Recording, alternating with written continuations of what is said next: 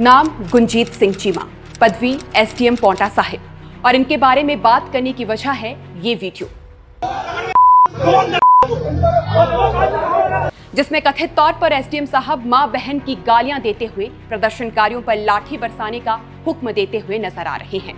बाकी बात करने की एक और वजह भी है, और वो है बहस जो एसडीएम चीमा और हिमाचल बीजेपी के अध्यक्ष डॉक्टर राजीव बिंदल के बीच हुई। एसडीएम साहब बोलने का तरीका ठीक करिए, पर कल भी आपके कारण वातावरण खराब हुआ। एसडीएम का डंडा रखने का मतलब क्या है? बिल्कुल सर, आप मैजिस्ट्रेट हैं। नहीं प्लीज पत्थर मारने ऐसा है ना जी। अच्छा, आपकी जो अब आप मेरी बात कर लेंगे, आपने बोल दिया जो बोलना मेरे साथ इसमें बात अब सेकंड बात, एक मिनट सर सुनिए, मेरी बात जब पूरी हो मेरे पे जाए। कोई डंडा लेकर अटैक करेगा, सर वो महिलाएं जो पीसफुल प्रोटेस्ट करने आई थी, लोग आए थे, उनके हाथ में डंडे क्यों थे? अब ये तो हम सबको पता है कि विषय गंभीर था।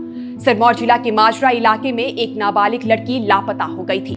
लड़की का समुदाय अलग था और जिस लड़के ने उसे अगवा किया था उसका नाम था मोहसिन। ऐसे में इसके बाद जो हुआ उसने पूरे इलाके का माहौल तपा दिया। लोग सड़कों पर आ गए, लव जिहाद का नारा गूंजा, दोनों समुदाय के बीच तनाव बढ़ा, प्रदर्शन हुए, पत्थर चले और हालात ऐसे बन गए कि प्रशासन के लिए उन्हें संभालना सबसे बड़ी चुनौती बन गया। घटनास्थल पर भारी भीड़ जमा हो रही थी, जगह जगह प्रदर्शन और नारेबाजी। और ऐसे में एक प्रदर्शन के बीच एसडीएम गुंजीत सिंह चीमा मौके पर पहुंचे। भीड़ को संभालने के लिए प्रशासन और पुलिस मुस्तैद थी।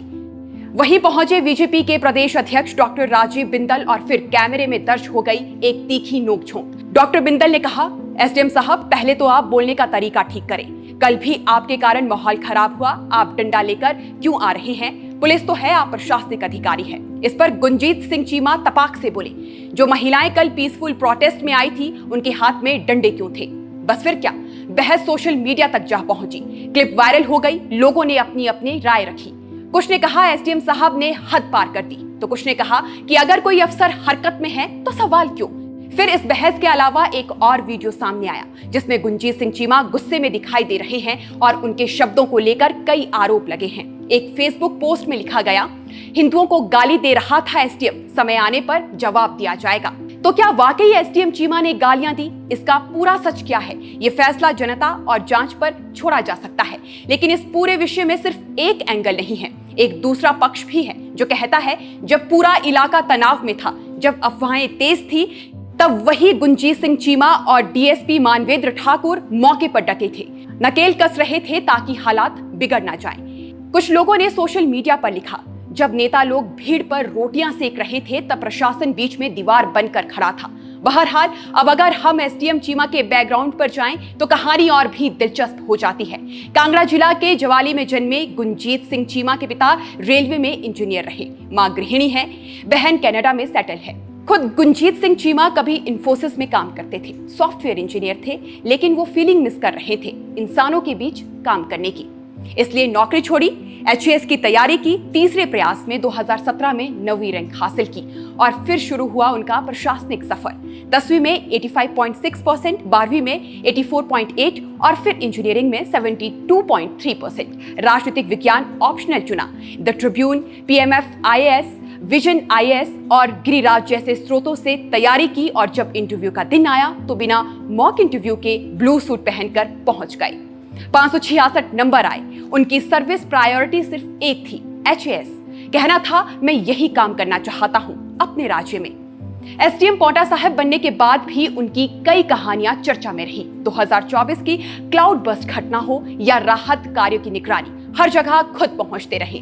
बाढ़ हो या भूकंप, स्कूल हो या अस्पताल, एसडीएम चीमा ग्राउंड जीरो पर नजर आए, कभी बच्चों के साथ, कभी बुजुर्गों के साथ। लोग कहते हैं ये अफसर है जो कुर्सी से ज्यादा जनता की आंखों में दिखता है। उनका फेसबुक पेज भी है, गुंजीत सिंह चीमा एचएएस, लेकिन वहां से ज्यादा लोग उन्हें फील्ड में पहचानते हैं। अब सवाल यही है कि क्या इस पूरे विवाद में एसडीएम गुंजीत चीमा की भूमिका पर सवाल उठने चाहिए, या ये मान लिया जाए कि एक अफसर जिसने तनाव के समय मैदान में डटे रहकर भीड़ को रोका, वो अपने तरीके से हालात संभाल रहा था। राजनीतिक गलियारों में आरोप प्रत्यारोप चल रहे हैं। बिंदल कह रहे हैं कि हिंदुओं पर झूठे मुकदमे नहीं होने चाहिए वरना फिर आंदोलन होगा। एसडीएम को लेकर भी सख्त तेवर दिखे। यहां तक कहा गया ईंट से ईंट बजा देंगे।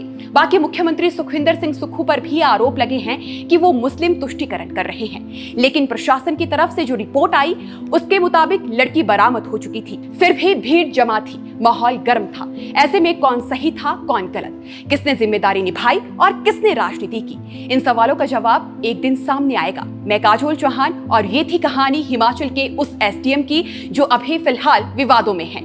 मिलते हैं अगले एपिसोड में नई अपडेट के साथ, तब तक के लिए नमस्कार।